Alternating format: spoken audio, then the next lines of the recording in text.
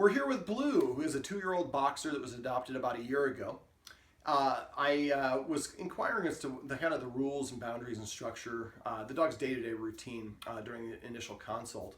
And I learned that Blue doesn't have a lot of rules and also doesn't have a lot of commands. He has 4 commands, basically. So what I recommended, because there's 3 children in the house, is that we get the children involved helping train the dog. A dog that jumps up on us is kind of indicating that it doesn't really hold us in a very high regard in terms of respect. I really like teaching a dog because it really seems to engender kind of a respect for authority because the person is giving the dog a skill. The skill also helps the dog feel better about themselves, and instead of jumping up on you or being rambunctious, I have other things I can do that seem to impress you because you always pet me when I do them.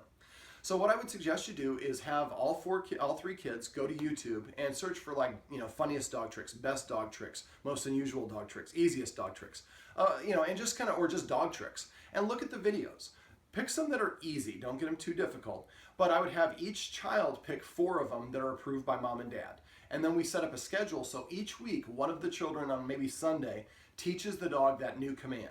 And then after he teaches the dog the command, then he teaches all the other members of the family the command word and how to facilitate it. And then all week long, we practice that one command only. Then the next week, somebody else comes in and they teach the dog a new command, and so on and so forth. So if we have each child doing 4 tricks, at the end of 3 months, the dog knows like 16 tricks.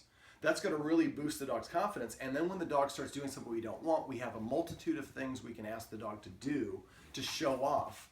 And again, it's going to help the dog's self-esteem and confidence. Now, there's an old adage. The only thing, I'm a dog behaviorist, not a trainer, but there's an old adage about dog trainers. If you get 2 dog trainers together, the only thing they'll agree on is the other guy is wrong, because they think their method is the best method. The more that I've done this, at this point I've rehabilitated close to 2,000 dogs, the more I've done this, the more I've learned there's many different ways of doing things. So if you're trying to teach the dog to roll over and the method that you found on YouTube isn't effective, look for another teacher who teaches it a different way. There are multiple ways to entice a dog to do things or reward it. And so find one that's easier or that your dog responds to, and then work on that. Also, make sure that you come up with one-word command words. And I always incorporate a hand signal as well as the actual, come here, Blue, Blue, a hand signal. So this is my sit, because it puts the dog into a sit pretty easily, sit. So, and then when the dog does it, sit, sit. I just say the command word. I don't even say good sit. Now I can also add a little bit of sugar to my voice, sit. But you don't want to change the inflection too much, but you want the dog to know that you're pleased with whatever they're doing. But the second that he sits is when I pet him. And one last little thing when it comes to rewarding dogs, I like to pet them under their chin, because a dog that's proud about what it's done, its nose is parallel to the ground or tilted up. You remember how I've seen him walk around the house with a toy or something, his nose in the air, he feels really good about himself. I want the dogs to feel good about themselves for doing the things that we want. I call these desired behaviors. So whenever possible, scratch him under the chin if you're going to scratch him, and don't tap him on top of the head, because a lot of times that orientates their head down, and that's not a bad body mechanic, but that's an indication of a dog that's lacking in self-esteem. So building up the dog's confidence with new tricks will also have a lot of benefits in terms of helping him respect you, and especially the children, as authority figures.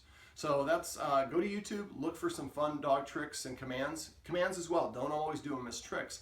When I want my dog to back up, I say retreat, and she takes a couple steps back. So you can give your dog a command to go forward. My command word is charge. Or take a right or left, or different things along those lines.